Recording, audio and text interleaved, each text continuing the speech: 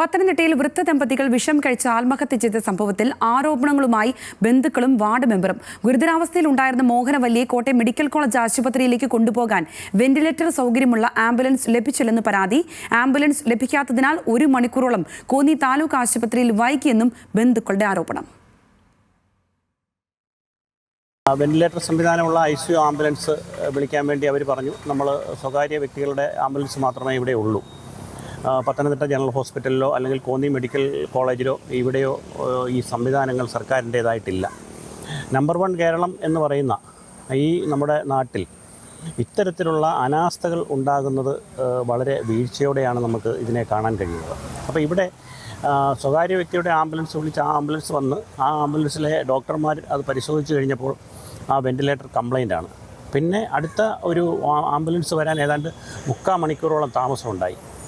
ഇത്രയും താമസിച്ച് ഈ പേഷ്യൻറ്റിനെ അടുത്തുള്ള സ്വകാര്യ ഹോസ്പിറ്റലിൽ കോഴഞ്ചേരി സ്വകാര്യ ഹോസ്പിറ്റലിൽ എത്തിച്ചപ്പോഴേക്കും ആൾ മരണപ്പെടുകയാണ് ഉണ്ടായത്. ഇത് തീർച്ചയായിട്ടും ആരോഗ്യവകുപ്പിൻ്റെ അനാസ്ഥയിലാണ് ഇങ്ങനെയുള്ള വീഴ്ചകൾ വന്നിരിക്കുന്നത്. ഇവിടെ ചികിത്സാ സൗകര്യം ഇല്ലാത്തതുകൊണ്ട് കോട്ടയം മെഡിക്കൽ കോളേജിൽ കൊണ്ടുപോകണമെന്ന് പറഞ്ഞു. ഇവിടെ വെന്റിലേറ്റർ സൗകര്യമുള്ള ആംബുലൻസ് ഇല്ലായിരുന്നു. മെഡിക്കൽ കോളേജിൽ തിരക്കിയുണ്ട്, അവിടെ ഇല്ലായിരുന്നു. ഈ പരിസര പ്രദേശത്തൊന്നും ആംബുലൻസ് കിട്ടിയില്ല. അന്ന് കൃത്യസമയത്ത് കൊണ്ടുപോയിരുന്നെങ്കിൽ തീർച്ചയായിട്ടും രക്ഷപ്പെട്ടേനെ. പത്തനംതിട്ടയിൽ നിന്നും വിവരങ്ങളുമായി ശ്രീരാജ് ബാബു ചേരുകയാണ്. ശ്രീരാജ്, കൃത്യമായ ഇടപെടൽ ഉണ്ടാകാത്തതിനാൽ, ആംബുലൻസ് ലഭ്യമാകാത്തതിനാൽ ചികിത്സ വൈകി അവർ മരിക്കുകയും ചെയ്ത സാഹചര്യമാണ് ഉണ്ടായിരിക്കുന്നതെന്നാണ് മനസ്സിലാക്കുന്നത്. അത്തരത്തിലാണ് ആരോപണങ്ങൾ ഉയരുന്നത്. എന്താണ് ഈ വീഴ്ചയ്ക്കിടയായ സാഹചര്യം? മറ്റു വിവരങ്ങൾ എന്തെല്ലാമാണ്?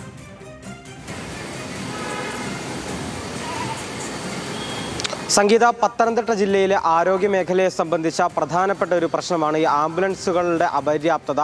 വെന്റിലേറ്റർ സൗകര്യമുള്ള ആംബുലൻസ് ഇല്ലാത്തതിനാലാണ് ഏകദേശം 1 മണിക്കൂറോളം കോന്നി താലൂക്ക് ആശുപത്രിയിൽ വിഷം കഴിച്ച് ആത്മഹത്യ ചെയ്ത് ഗുരുതരാവസ്ഥയിൽ കൊണ്ടുവന്ന ദമ്പതികളിൽ ഒരാൾ മരണപ്പെട്ടിരുന്നു. എന്നാൽ ഭാര്യ മോഹനവല്ലി ഗുരുതരാവസ്ഥയിൽ തുടരുകയായിരുന്നു. ഇവരെ കോട്ടയം മെഡിക്കൽ കോളേജ് ആശുപത്രിയിലേക്ക് കൊണ്ടുപോകാൻ താമസിച്ചത് 1 മണിക്കൂറോളം കോന്നി താലൂക്ക് ആശുപത്രിയിൽ ഇവരെ ഗുരുതരാവസ്ഥയിൽ കഴിയേണ്ടി വന്നു. കോട്ടയം മെഡിക്കൽ കോളേജിലേക്ക് കോന്നി താലൂക്ക് ആശുപത്രിയിൽ നിന്ന് റഫർ ചെയ്യുന്നത് 10:15-നാണ്. പക്ഷേ വെന്റിലേറ്റർ സൗകര്യമുള്ള ആംബുലൻസ് ഇല്ലാത്തത് കൊണ്ട് തന്നെ 11:15 വരെ 11 മണി പിന്നിടുന്നത് വരെ കോന്നി താലൂക്ക് ആശുപത്രിയിൽ തുടരേണ്ടി വന്നു. പിന്നീട് സ്വകാര്യ ആംബുലൻസ് എത്തിയാണ് ഇവരെ കോട്ടയം മെഡിക്കൽ കോളേജിലേക്ക് കൊണ്ടുപോയത്. എന്നാൽ ഈ സ്വകാര്യ ആംബുലൻസ് എത്തിയെങ്കിൽ പോലും ആദ്യം എത്തിയ ആംബുലൻസ് തകരാറിലായതും പ്രതിസന്ധിയിലായി.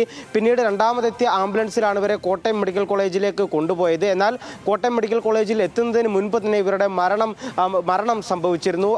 നിലവിൽ ബന്ധുക്കളും അതുപോലെ തന്നെ ജനപ്രതിനിധികളും ആരോപിക്കുന്നത് ഈ വെന്റിലേറ്റർ സൗകര്യമുള്ള ആംബുലൻസുകളുടെ അപര്യാപ്തത, അതുപോലെ തന്നെ സർക്കാർ ആശുപത്രിയിൽ, കോന്നിയിലെ ഒരു പ്രധാനപ്പെട്ട ആശുപത്രിയാണ് കോന്നി മെഡിക്കൽ കോളേജിലെ പോലും പല കേസുകളും കോന്നി താലൂക്ക് ആശുപത്രിയിലേക്ക് റഫർ ചെയ്യുന്ന ഒരു വിചിത്രമായ സാഹചര്യം പോലും നിലനിൽക്കുന്ന ആശുപത്രിയാണ്.